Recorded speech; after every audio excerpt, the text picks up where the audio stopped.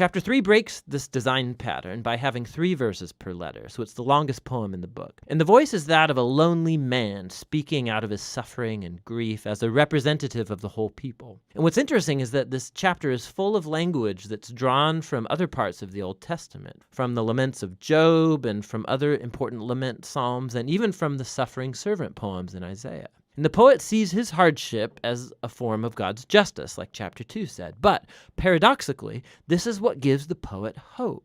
And it leads him to offer the only hopeful words in the whole book. Because of the Lord's covenant faithfulness, we do not perish. His mercies never fail. They're new every morning. How great is your faithfulness, O God. So I say to myself, the Lord is my inheritance. Therefore, I will put my hope in him. So the poet reasons, if God is consistent enough to bring his justice on human evil, then he'll also be consistent with his covenant promise to not allow evil to get the final word. And so for this poet, God's judgment is the seedbed of hope for the future.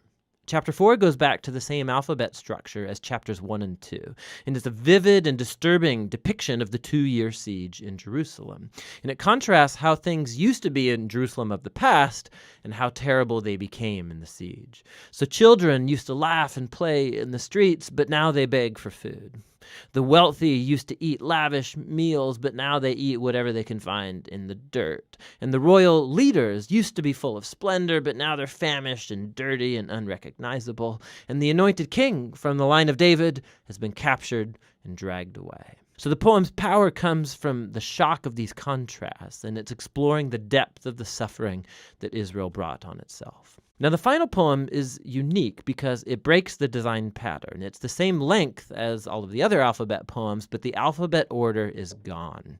It's like the poet can't hold it together anymore, and his grief has exploded back into chaos. The poem is a communal prayer for God's mercy. Israel begs God not to ignore their suffering or abandon them. And the poem offers a long list of all of the different kinds of people who were devastated by the fall of the city.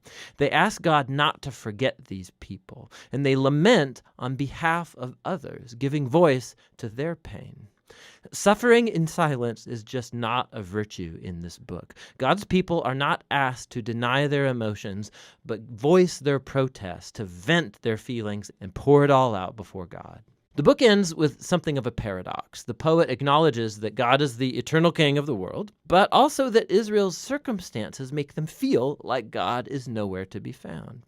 And so the final words of the book leave this tension totally unresolved. It asks, unless you've totally rejected us, and the book ends.